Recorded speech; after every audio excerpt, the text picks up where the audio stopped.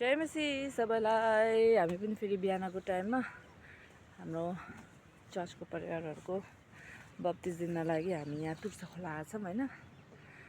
र प्रभुलाई महिमा भएको हुन्छ। भिडियो हेर्नुहोस् होला। हामी चाहिँ आजको दिन तीनजनाको बप्तिस्माको लागि तुर्सा खोला आइपुगेका छौँ। बप्तिस्मा लिने मान्छेहरू चाहिँ अगाडि छ, पास्टरबाउहरू सबैजना। यहाँ हाम्रो ब्युटिफुल टानिन दिदी हुनुहुन्छ। आज चाहिँ पानी एकदम सफा रहेछ यहाँ।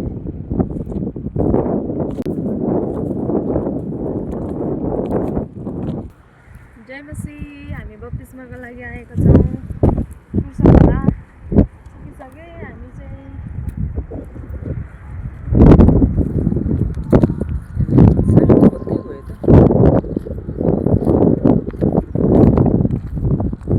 जाकिलो हुनुहुन्छ। फेरि पनि परमेश्वर साँच्चै नै अनुग्रहकारी हुनुहुन्छ। र तपाईहरुलाई म यही भन्न चाहन्छु, यो बप्तिस्मा चाहिँ भनेको चाहिँ एउटा के हो भन्दाखेरि चाहिँ एउटा हामीले परमेश्वरसँगको विधान विधिलाई चाहिँ हामी मानेर हिँड्ने हो र उसको अनुसार हामी चल्ने हो हैन। जसरी हामीले एउटा पुरानो जीवनलाई फ्याँकेर नयाँ जीवन सुरु गर्ने हैन।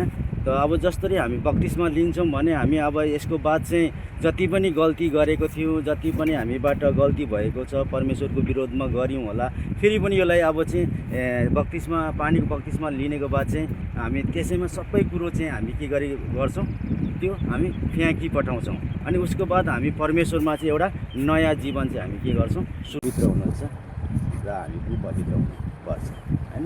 त यही भन्दै तपाईहरुलाई यही आजको यो बप्तिस्माद्वारा तपाईहरु नयाँ जीवन सुरु गर्नुभयो मात्र हुन्छ। जबसम्म हामीले येशू ख्रीष्टलाई विश्वास गर्दैनौँ, येशू ख्रीष्टले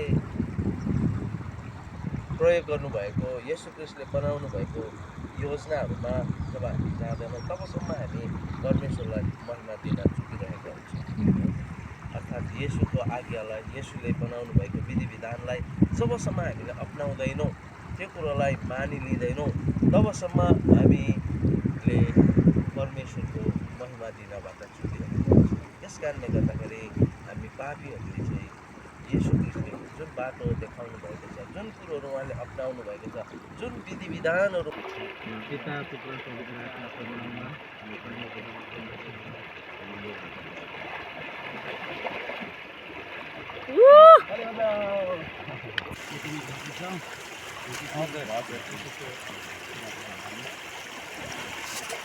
आमेन।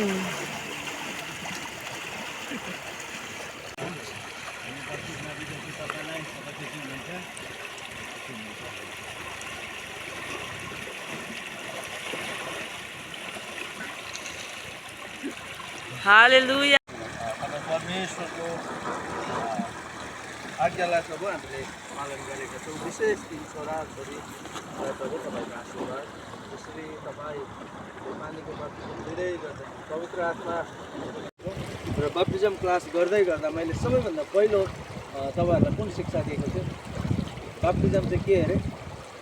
परमेश्वरको सबैभन्दा महान आज्ञा, परमेश्वरको महान आज्ञा। कुन पदमा लेखेको थियो? मत्ती 28:19। मत्ती 28:19 पद अनुसार बप्तिस्म चाहिँ परमेश्वरको महान आज्ञा। यो चाहिँ हामी सम्पूर्ण मानव जातिको निम्ति अति नै अनिवार्य छ। हामीले परमेश्वरको नाउँमा, पिता पुत्र पवित्र आत्माको नाउँमा पानीको बप्तिस्म लिनु एकदमै जरुरी आवश्यक। यो चाहिँ अरू कसैको होइन, संसारको न त कुनै पास्टरको हो, संसारको कुनै बुद्धिजीवी मानिसहरूको, तर यो चाहिँ सृष्टिकर्ता परमेश्वर आफै येशू ख्रीष्टले आज्ञा गर्नुभएको कुरा छ। यो कुरालाई चाहिँ मानव जातिले चाहिँ यसलाई हामीले लिनुपर्छ।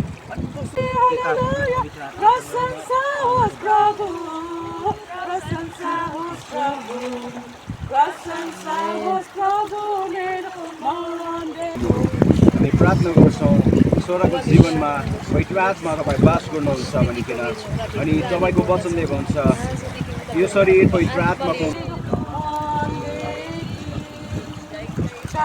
प्रभु जय जय प्रार्थना गरौँ।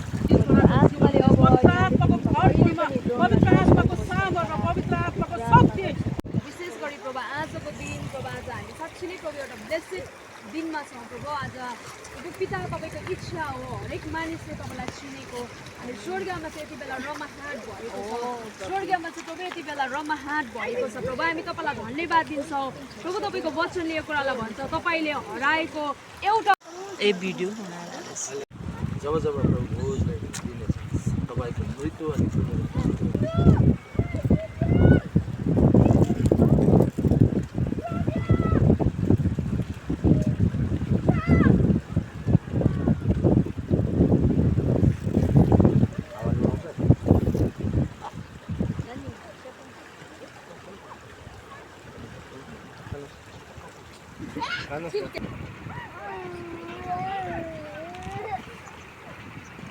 एडिन ले आइज ल जाउँ। Praise the Lord. भाइ आइज एडिन Praise the Lord.